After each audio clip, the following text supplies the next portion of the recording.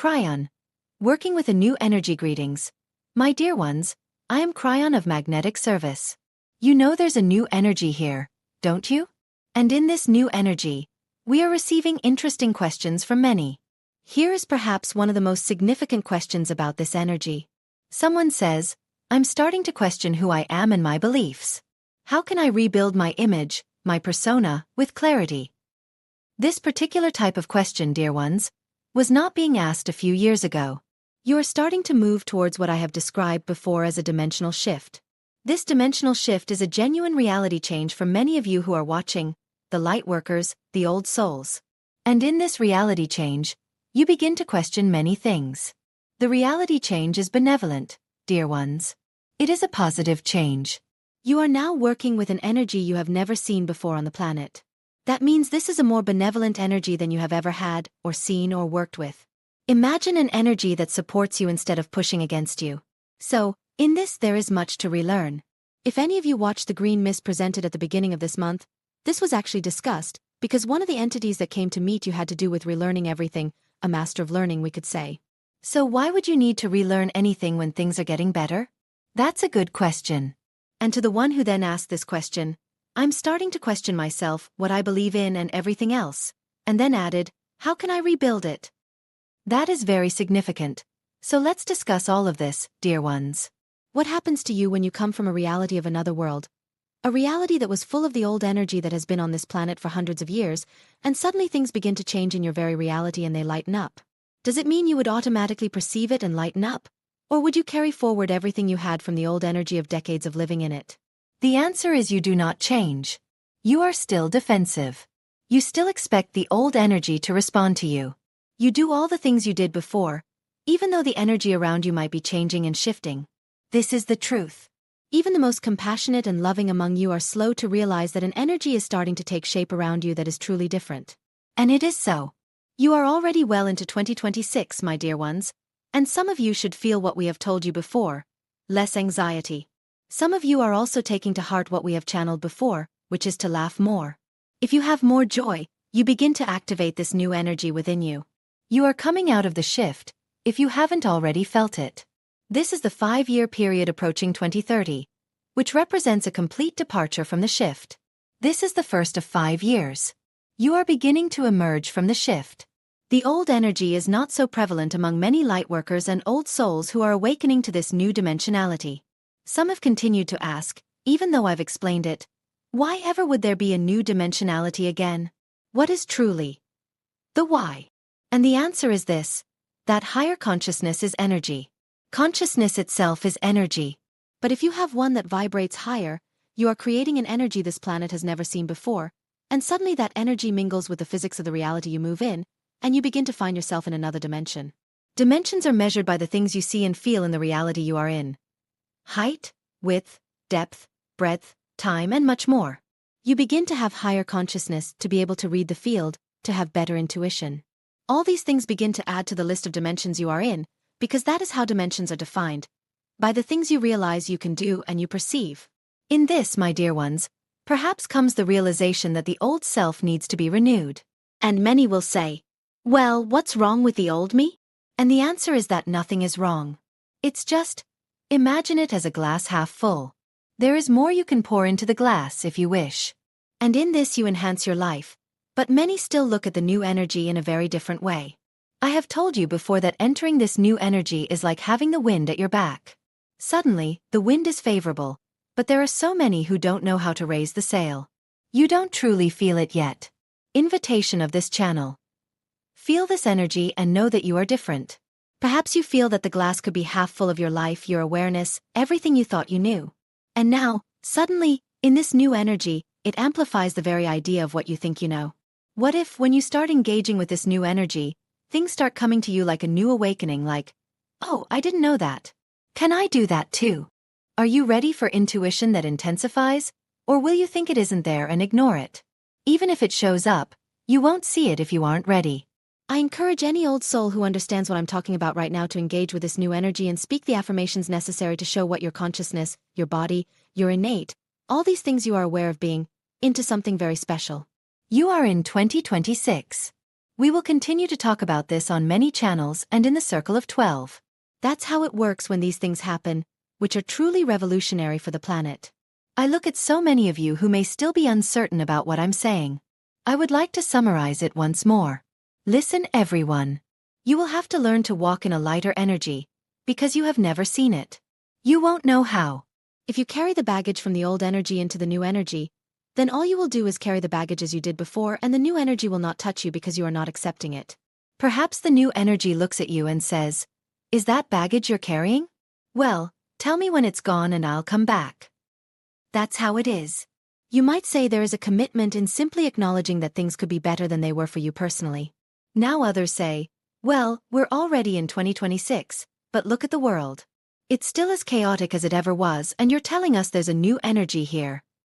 Yes, I am saying it because it is for you, Lightworker and Old Soul. It is different from anything anyone has ever told you. The linearity of your thinking as a human being makes you believe that dimensionality is global. Here comes a dimensional shift and everyone will perceive it. No, that is not so, because dimensionality is actually defined as your reality. And a higher consciousness changes your reality.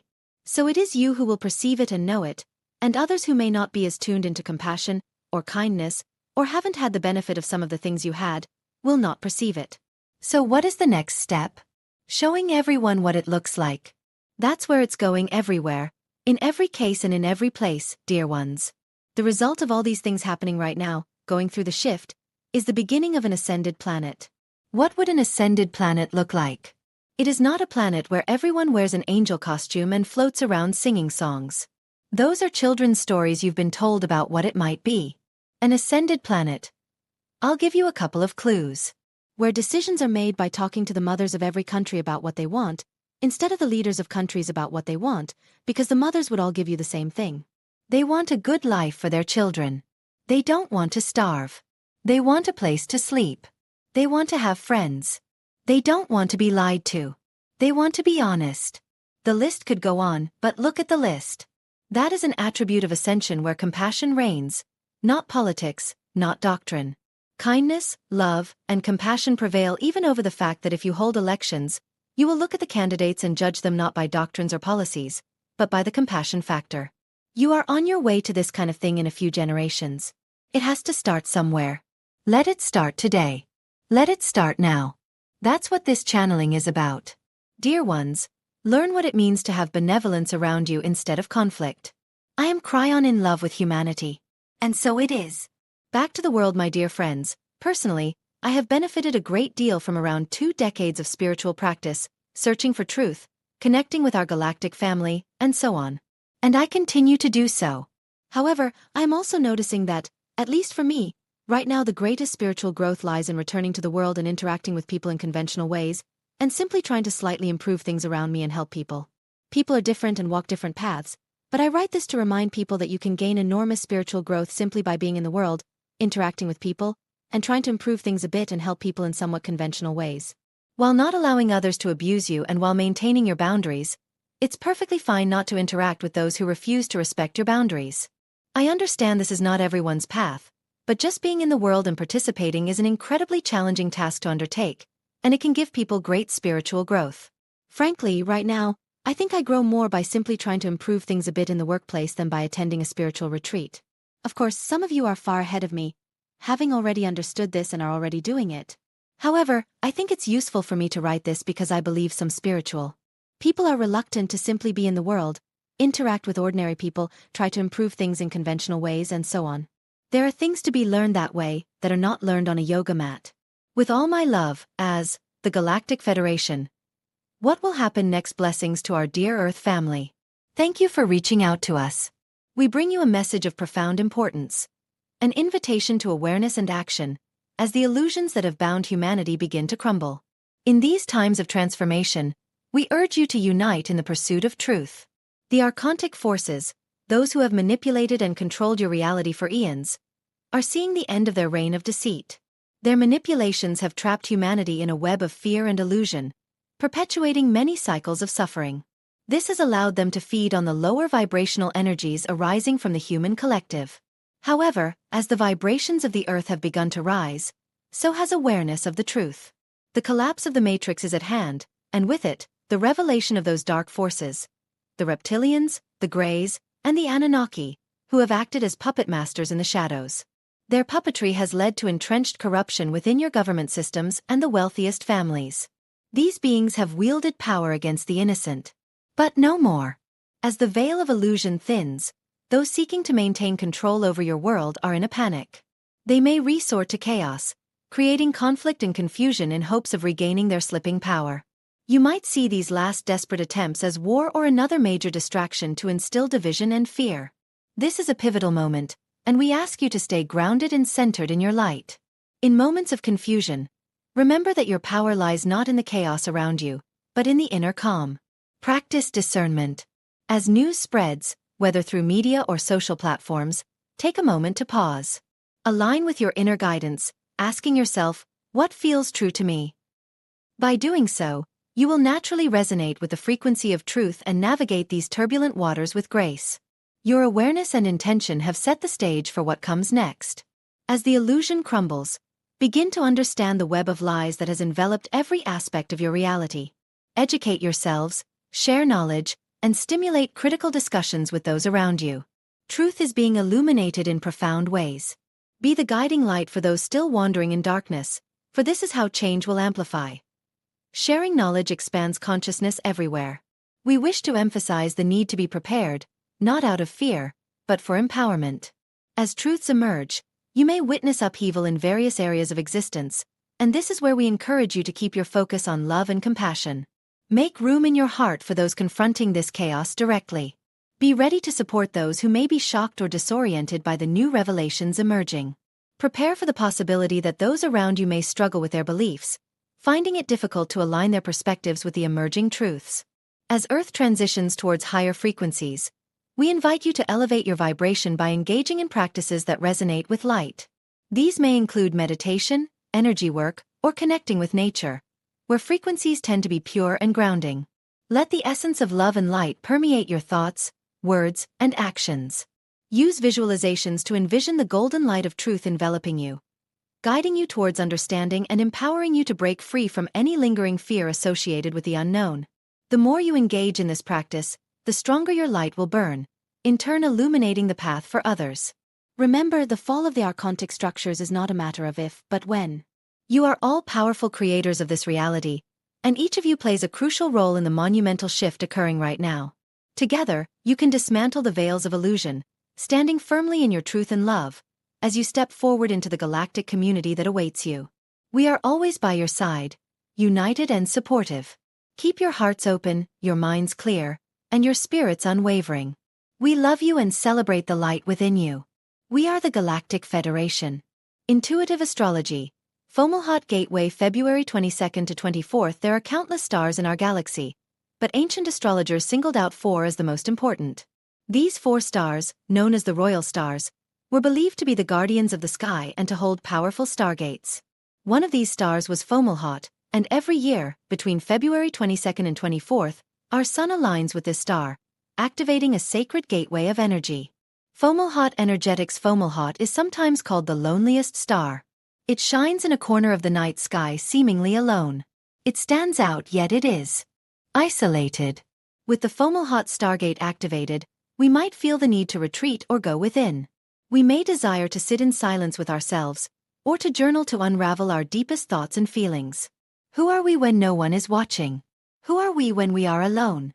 The Fomalhaut stargate invites us to travel deeper within ourselves, to peel back the layers and connect with greater authenticity. Travel deep within your body, where the true truth resides. Deep within your body, where no one else can see what lives inside. Deep into your essence, beyond the rawness, beyond the shame, beyond the place where the world told you who to be. Where do you go when you reach the core? You keep traveling. In downloaded messages, it has been shared that beyond the Fomalhaut stargate lies another dimension filled with reds, pinks, magentas, and purples, where life is very different from what we experience in this reality. As the guardian of this passageway, Fomalhaut has one foot in this world and one in the other. It also dances between the state of death and rebirth. Fomalhaut reminds us that all things will eventually pass away. Everything in life is subject to change, evolution, and rebirth.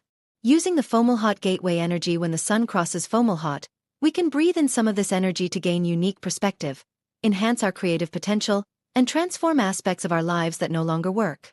Because Fomalhaut is closely connected to death and rebirth cycles, we can use it to conclude or initiate things that no longer serve us. This is a very powerful time to cut cords, close outstanding accounts, and say goodbye to negative habits forever, but we must be truly ready. Fomalhaut's energy can be very intense, especially regarding this area of work, so being truly determined to release helps. Fomalhaut's energy can also easily short-circuit us if our energy field is weakened or if we are going through a difficult or stressful time. In that case, take a gentler approach. To work with the Fomalhaut gateway energy, I suggest leaving a nature offering on your altar and gently meditating on the cosmic energies of the day. Breathe them in gently and observe where they take you. If you prefer something more structured, try this cord-cutting ritual. Doing it under the Fomalhaut gateway will amplify its energies, so again, make sure you are truly ready to release those cords. Fomalhaut gateway cord-cutting ritual: create an offering on a table or altar for the energies of Fomalhaut. This can include plants, candles, a bowl of water, crystals, sacred talismans, food, etc. Sitting near your altar, begin to purify your aura and surroundings using your preferred aura cleansing tool. Get clear on which cords you wish to sever. You can sever ties with a person, a pattern, a behavior, or a life habit. Write them down on a piece of paper. Fold the paper and holding it in your hands, say, "I am ready to let go. I am ready to release. I am ready to cut these cords." Once relaxed, close your eyes and call upon your spirit guides or angels to help you navigate the process. Then recite the following mantra: Dear spirit guides, I thank all attachment cords in my life for what they have shown me and what I have learned. But now I call upon you to help me gently heal, release, and cut any etheric cords that no longer serve my higher purpose. I ask that any cords tied to me that are not aligned with love, light, and positive focus be released. Guide me to gently release them and support me in coming to the realization of what they were trying to teach me. Thank you. You may need to repeat the mantra 2 to 3 times. You can also close your eyes and visualize the cords dissolving. Burn the paper safely and discard the remains.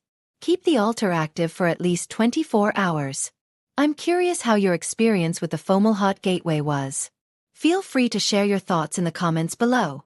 Valir of the Pleiades, planted inspiration, touch training, and the fruit logo technology empire. What you call the modern leap in your everyday devices did not arrive the way your textbooks would present it. Cleanly, linearly, purely human, purely corporate.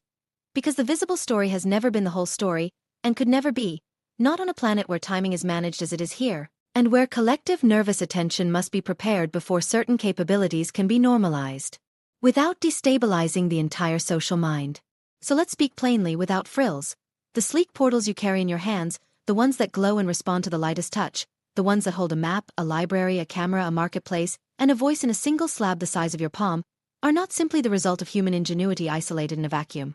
Human ingenuity is real, yes, and you have many brilliant minds. Yet keys were also inserted. Ideas dropped like seeds at precise moments, through channels your public cannot trace, because if the insertion had been overt, the backlash, the fear, the religious distortion, and the control versus counter-control chaos would have made the entire rollout self-defeating. This is how such gifts move in a managed world, not as a crate landing on a lawn, not as an announcement that would shatter consensus, but as an inspiration that feels like a breakthrough, as a prototype that suddenly clicks, as a convergence that appears almost too elegant to be accidental, and then, once the population has absorbed the shock, as a normalization so complete your children cannot imagine the world without it. Consider what the touch interface truly is. Most people treat it as convenience, as a design triumph, as a smart surface. Yet touch is also training. It is the body being taught, through repetition, that intention can move light. It is the species being taught, gently, that the interface between consciousness and reality can be immediate. A culture conditioned to believe that power is always mediated, through institutions, authorities, specialists, needed an intermediate step, something that was technical enough to be accepted, while restoring a deeper memory. That the body is an instrument and that reality responds to direct attention. Now, consider the major technology company with a fruit as its logo. We'll call it that because the story is bigger than one brand and because the symbol matters. A fruit, partially consumed, a cultural archetype of knowledge, desire, temptation, and awakening. It is not a neutral emblem. Symbols are chosen because they land in the subconscious without needing explanation, and the most powerful empires on your planet understand this better than the average citizen. That empire with the fruit logo emerged as a focal point not only because it was competent, but because it became a vehicle for convergence. Design, interface language, miniaturization, and a kind of aesthetic spell that made advanced capabilities friendly, intimate, and desirable rather than alien and frightening. In a world where certain technologies must enter through the side door, such a vehicle is invaluable. It can take a high concept and make it feel like a lifestyle, and that is how panic is avoided and adoption is fostered. The inspirations that shaped these devices did not always arrive as ordinary problem-solving. They arrived as knowing, as sudden clarity, as solutions appearing fully formed in the mind and then being rationalized afterward.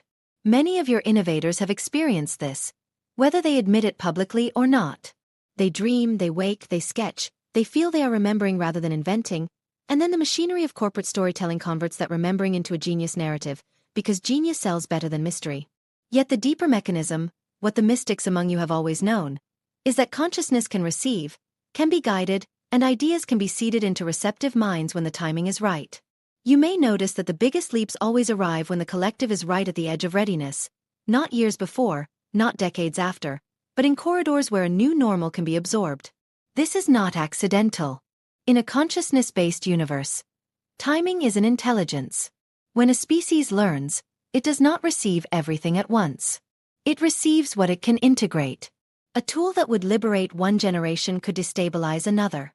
A capability that could be used to heal in a coherent society could be used to dominate in an incoherent one. So distribution is staged, and staging is mercy. This is why shadow flows exist in your world.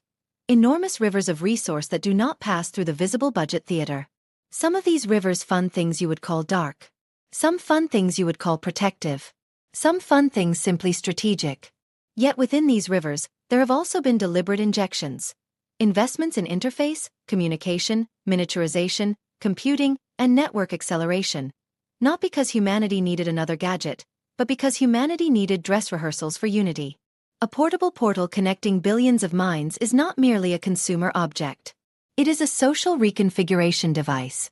It changes the speed at which truth can spread. It changes the speed at which lies can spread. It changes how communities form. It changes how movements are born. It changes how isolation dissolves. It changes how empathy can expand. It also changes how manipulation can expand. Every leap is double-edged, and your species has been forced to learn discernment through that double edge, because discernment is one of the prerequisites for the next era. You have other empires as well. Those that map information, those that build digital operating worlds, those that index, predict, and replicate human desire, and these too have become vehicles. The reason is not that every executive is a saint or every corporation is benevolent. The reason is structural. If you wish to acclimate a planet, you place the proof-of-concept tools in the hands of institutions that already know how to distribute at scale. The distribution mechanism is not the moral authority. It is the distribution system. A distribution system can distribute medicine or poison depending on who steers it and what the collective tolerates. So when you look at the device in your hand, know that you are holding a diluted mirror of capabilities that, in their highest form, require no machinery at all. You are holding an externalized telepathy trainer. You are holding an externalized memory trainer. You are holding an externalized navigation trainer. You are holding an externalized library trainer. You are holding a dress rehearsal for a species that will eventually remember how to interface directly with reality, through coherent consciousness, without needing a glass slab to mediate its power. That is why we speak of these devices with appreciation and with caution in the same breath. Appreciation, because they have helped accelerate global connection and have forced hidden conversations to reveal themselves. Caution, because the same devices can become leashes if humans forget they are tools rather than identities. A portal can liberate, and a portal can addict. It depends on the maturity of the user and the incentives of the system supporting it. There are those among you who fixate on the lives and deaths of prominent innovators and try to turn their personal stories into proof of hidden wars. We will not feed the drama here. We will simply say that when a technology threatens control architectures, pressure builds on the people and institutions accelerating it. The pressure can manifest as character assassination, corporate takeover, legal suppression, and yes, sometimes what looks like interference in the human lifespan. This planet is not a gentle classroom. It is a contested arena of belief systems. Those who midwife a new normal often meet resistance from the old normal, and the resistance is not always polite. Yet the deeper point remains. Even when a person exits the stage, the wave does not stop, because the wave is not the person. The wave is the convergence. The wave is the collective readiness. The wave is the timing intelligence moving through many minds simultaneously. That is why attempts to stop an era often fail. They can delay, distort, monetize, redirect, but they cannot permanently prevent what the collective is preparing to hold. You have also been told that the purpose of these devices is productivity, entertainment, convenience. Those are surface purposes. The deeper purpose has been conditioning. Conditioning you to accept instant communication, instant access, instant translation, instant navigation, instant coordination. A species that can coordinate quickly becomes harder to isolate. A species that can see, share, and record becomes harder to manipulate. A species that can form community across borders becomes harder to divide. That is why such tools have been allowed to proliferate even when they carried risks. The unity effect threatens the old architecture of separation. Yet, because your world is what it is, the tools were designed within economies that monetize attention. So you received unity and addiction woven together, connection and fragmentation woven together, empowerment and surveillance woven together. This is not a mistake. It is the curriculum. Your species is learning, through lived experience, the difference between connection and coherence, the difference between information and wisdom, the difference between being networked and being truly united. There is an irony here we want you to perceive. The more intelligent your devices become, the more they resemble a shadow version of your latent capabilities. A voice assistant responds, and humans marvel, not realizing the deeper marvel is that the human instrument is meant to receive and respond to reality with even greater subtlety. Through intuition, through direct knowing, through field sensitivity, through soul guidance. The machine is a training wheel. The human is the bicycle. So when you hear us speak about gifted keys, do not imagine a childish narrative where humanity is passive and someone else does everything. That frame is the old slavery story wearing cosmic clothing. The truth is closer to this. Your species has been seeded with potential, and as that potential matures, certain accelerators are introduced at key moments, ideas, interface languages, convergence nudges, so that the collective can cross thresholds without collapsing. These accelerators land where they can grow, and they land in forms that feel culturally acceptable, and they land with enough dilution that the immature cannot easily weaponize them at full power. You are now approaching the next chapter, where the scaffolding becomes less necessary. The more humans awaken, the more inner technology develops. Coherence, intention, direct knowing, healing through presence, manifestation through alignment, communication through field sensitivity. As this inner technology develops, outer technology becomes less central. It does not vanish overnight. It simply loses its source of power status. It becomes what it was always meant to be, an accessory to consciousness rather than a substitute for it. That is why we have encouraged you, over and over, to use your portals consciously. Not with fear. Consciously. Let them serve you. Refuse to be consumed. Let them connect you. Refuse to be fragmented. Let them inform you. Refuse to let them replace your inner knowing. A device can be a bridge, but a bridge is not a home. And so, if you wish to summarize this section in a sentence your heart can remember without effort, it is this. The Fruit Logo technology empire and its ilk did not simply invent your new normal.